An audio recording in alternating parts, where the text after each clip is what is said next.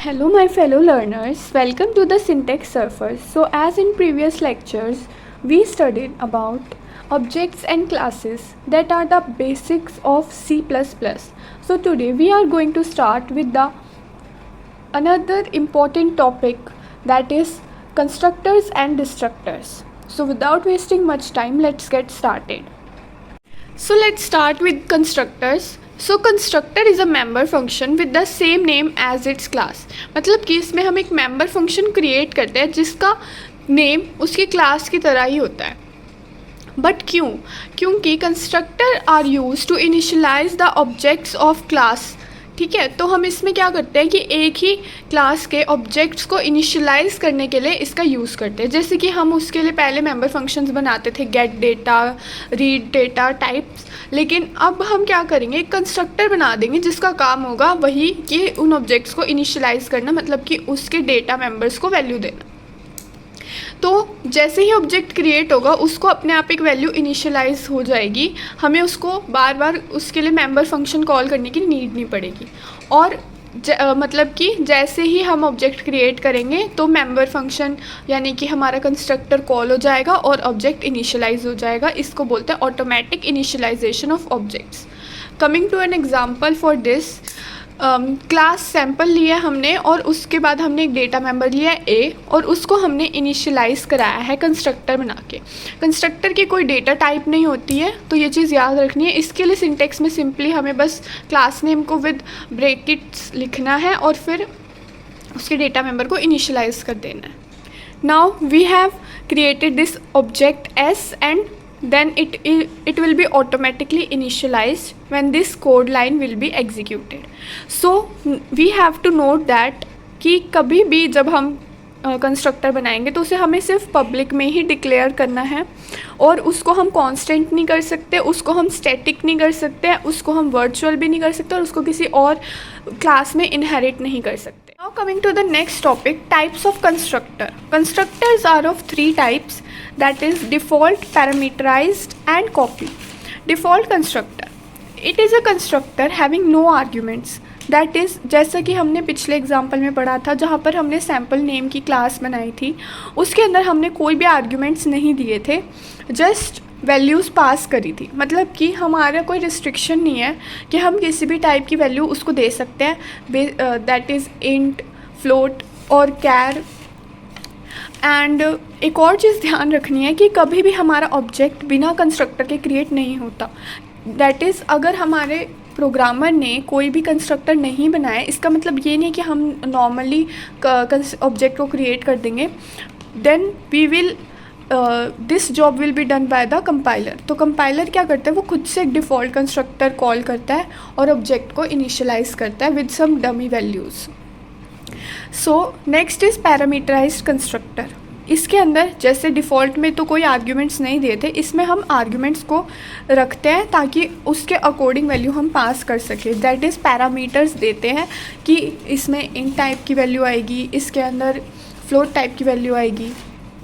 Then copy constructor, जिसके अंदर initialisation एक ऑब्जेक्ट की कोई दूसरा ऑब्जेक्ट करता है, तो हम कॉपी कंस्ट्रक्टर का यूज़ करते हैं.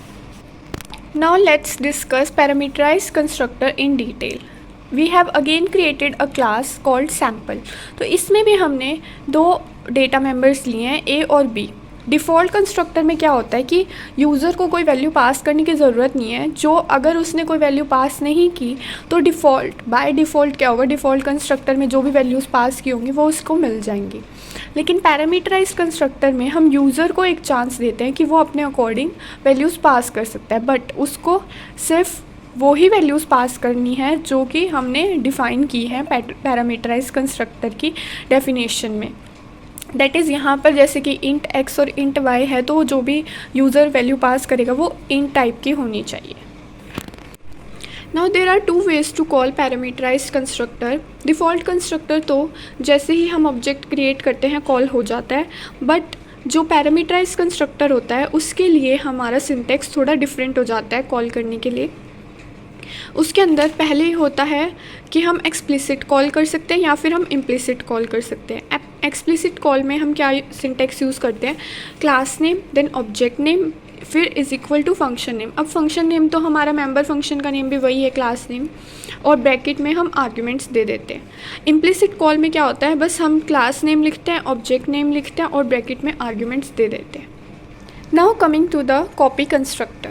सो कॉपी कंस्ट्रक्टर जैसे कि हमने पढ़ा था कि हम तब यूज़ करते हैं जब हमें एक ऑब्जेक्ट को दूसरे की हेल्प से इनिशियलाइज़ करना है, यानी कि उसकी डेटा मेंबर्स की वैल्यू को कॉपी करना है।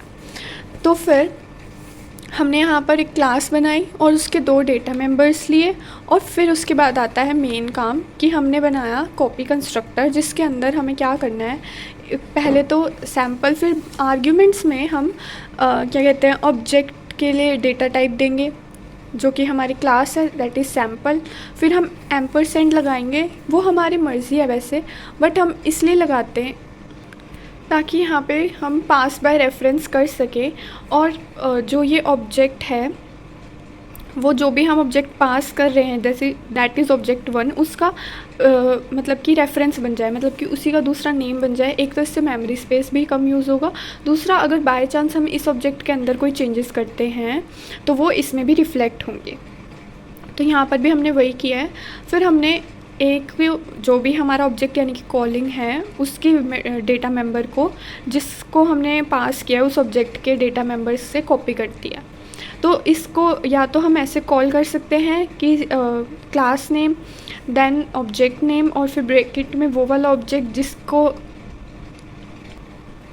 जिसकी हेल्प से हम कॉल कर रहे हैं, वो उसके अंदर जिसके जो हमने आर्ग्यूमेंट में पास किया ऑब्जेक्ट, उसकी वैल्यूज़ कॉपी हो जाए। तो हम इसे एक और वे में कॉल कर सकते हैं, sample object 2 is equal to object 1, मतलब कि ये वाला ऑब्जेक्ट कॉल कर रहा है और ये वाला object as an argument pass हो रहा है।